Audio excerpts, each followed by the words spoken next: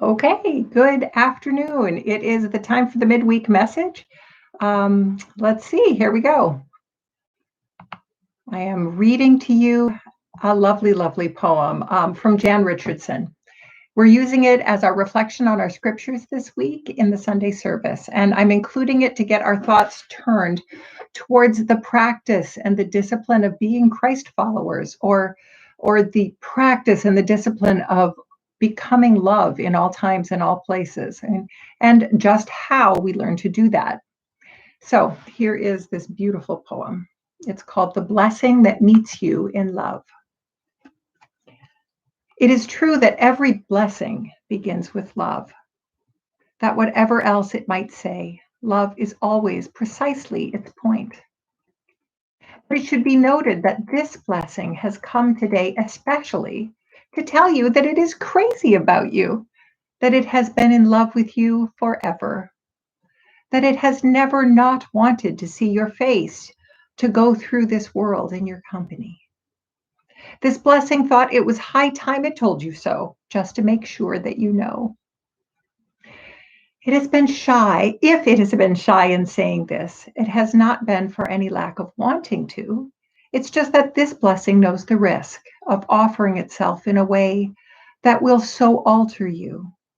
Not because it thinks you could stand some improving, but because this is simply where loving leads. This blessing knows how love undoes us, unhinges us, unhides us. It knows how loving can sometimes feel like dying. But today, this blessing has come to tell you the secret that it sends to your door, that it gives itself only to those willing to come alive, that it vows itself only to those ready to be born anew. The end. I just love that. She just has such a beautiful way with words, and she really brings that alive.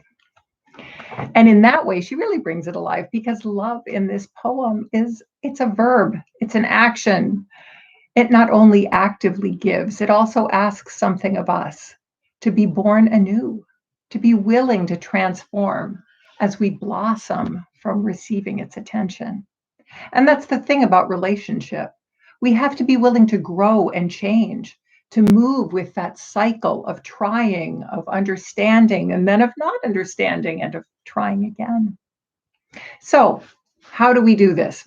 And here is a thought that I was really touched by this week on how to do this. And it's from On Being, which is a radio program through NPR in the States, and they have a weekly, obviously they have weekly emails that tell you about what this is, and it is from this that I'm reading, this weekly email about the cast itself. So it says, Sharon Salzberg's been renowned for her writing and classes, and this is the person that they were interviewing this week, her teachings and her retreats. She speaks about the radical lesson of start and start again.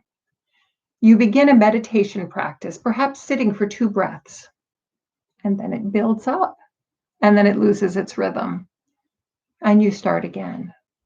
Now, this isn't an indication of being a failure.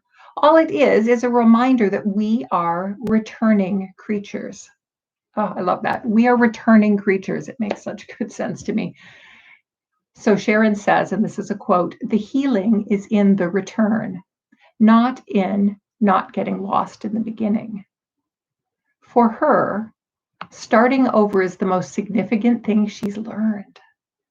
Anytime with something as simple as the breath, she says, you can start again. I love that. I love that. And it makes such sense to me. And I hope that it makes sense to you. So you know that I write this every week. I write a sermon every week, and I write other things too. I am a writer by nature, but it's something that I struggle with, and it's something that I always end up returning to. I start, I stop, I start again. I try not to get frustrated with all of the things that seem to get in the way of writing or even just wanting to write. It's the eternal return for me. It's this spiral of learning and growing. It's never a straight line.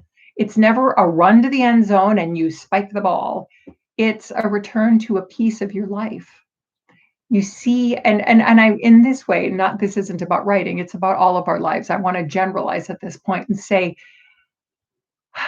learning to love, learning to be in the world in a way that is productive and compassionate, you return to pieces of your life and you see them at different times and in different places in different ways. It might be the same idea that you return to or the same practice that you return to, but you do it in a different context. And you see each of these different contexts, each of these curves in the spiral of learning of our cumulative life's experience. And every time you come back to an idea, you're coming to it with more knowledge and perspective under your belt. You're coming to it from a new place. And therefore, you glean something new as you return to that idea. You have an idea, say, or you have a practice like me, like writing, and you find that it deepens with time because your context is different, your experience is different, your learning and your perspective, all of those things change as you get older. I love Sharon's idea that the healing is in the return to whatever practice it is that you have. So whatever you're doing, meditation or prayer, which is something that we return to weekly as a community, or writing, or anything that's important to you personally and to us collectively. There's a beauty to knowing that we learn in this spiral that returns us to a lesson or a practice with a new standpoint and a new proficiency. And so we add to and deepen. And it's not a failure to return to something. It's a different place in the spiral of your life. And it's actually something that enriches us. And it's something that we get better at the longer we do it.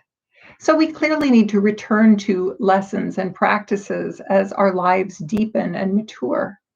So much like the blessing that Jan Richardson refers to in her beautiful poem, the poem points to this active and maturing practice that will draw us closer to love, but we will be changed by that love and that practice. So our epistle this Sunday is from Ephesians, the book of Ephesians, and it's related to this idea. It touches on healing in the cycles of our lives in that spiral of return and different perspectives with some really good pithy sayings, ones you will know and instantly recognize, like don't let the sun go down on your anger, or be angry without sinning.